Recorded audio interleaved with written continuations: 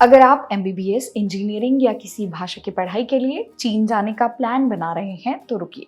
सिर्फ यूनिवर्सिटी की फीस और कोर्स देखकर टिकट बुक करना आपके लिए सबसे बड़ी भूल हो सकती है। चीन में एंट्री करने से लेकर पढ़ाई पूरी करने और वहां नौकरी पाने तक कई ऐसे इमिग्रेशन और वीजा नियम हैं जिनका अगर आपने ध्यान नहीं रखा तो कानूनी मुश्किलों में फंस सकते हैं। X1 और X2 वीजा में क्या अंतर है? चीन पहुंचकर 30 दिनों के अंदर कौन सा फॉर्म भरना जरूरी है और क्या पढ़ाई के बाद वहां जॉब मिल सकती है? आज की इस स्पेशल वीडियो में हम चीन में पढ़ाई से जुड़े हर छोटे बड़े नियम के बारे में जानेंगे, तो वीडियो को अंत तक जरूर देखिएगा। चीन में पढ़ाई के लिए विदेशी छात्रों को मुख्य रूप से X कैटेगरी का स्टूडेंट वीजा दिया जाता है, लेकिन इसमें दो श्रेणियां होती हैं, X1 और X2।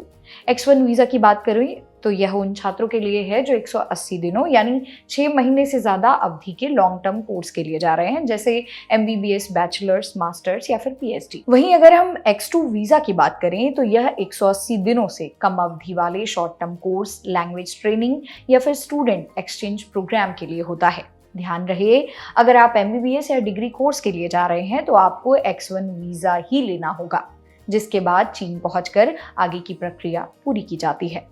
अब सवाल ये है कि वीजा अप्लाई करने के लिए आपको किन किन कागजात यानी कि डॉक्यूमेंट्स की जरूरत होगी। लिस्ट ध्यान से नोट कर लीजिए जो आपके लिए बहुत ही कामगार होगा।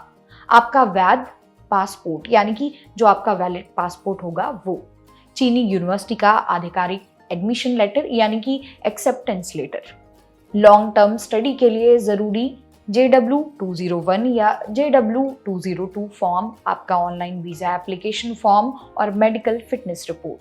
कुछ मामलों में बैंक बैलेंस यानी फाइनेंशियल प्रूफ और पुलिस क्लियरेंस सर्टिफिकेट यानी PCC भी मांगा जाता है।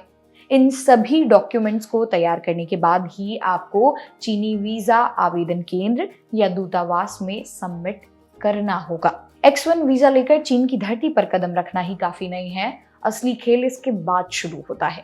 नियम के मुताबिक चीन पहुंचने के 30 दिनों के भीतर आपको स्थानीय पब्लिक सिक्योरिटी ब्यूरो या फिर एग्जिट एंट्री एडमिनिस्ट्रेशन में जाकर रेसिडेंस परमिट के लिए अप्लाई करना अनिवार्य है। यही रेसिडेंस परमिट आपको लंबे समय तक चीन में कानूनी रूप से रहने का अधिकार देता है। अगर आपने 30 दिन की डेडलाइन मिस कर दी है तो आप पर भारी जुर्माना लग सकता है या फिर प्रशासनिक कार्रवाई हो सकती है। इसलिए इसे वीजा से अलग और सबसे जरूरी स्टेप समझें। कई छात्रों का सवाल होता है कि क्या पढ़ाई खत्म होते ही हमें चीन छोड़ना पड़ेगा या फिर वहां नौकरी मिल सकती है? जवाब है, आप रुक सकते हैं, लेकिन सिर्फ तब तक जब तक आपके पास जॉब ऑफर हो। पढ़ाई खत्म होते ही स्टूडेंट स्टेटस खत्म हो जाता है।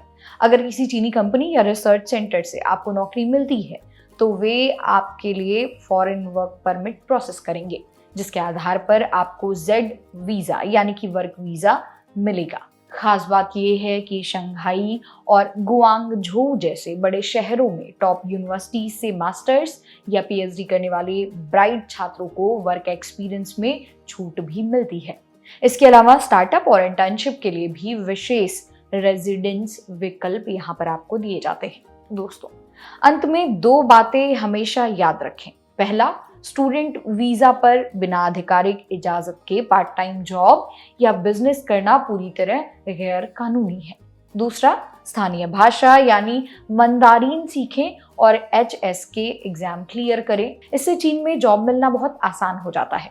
किसी भी नियम को लेकर सोशल मीडिया के अफवाहों पर यकीन ना करें। हमेशा चाइनीज एम्बेसी या अपनी यूनिवर्सिटी के आधिकारिक गाइडलाइंस को ही फॉलो करें। अगर ये जानकारी काम की लगी हो तो वीडियो को लाइक और शेयर करिएगा। मेरा नाम है मोनाली पांडे। मिलते हैं अगली वीडियो में।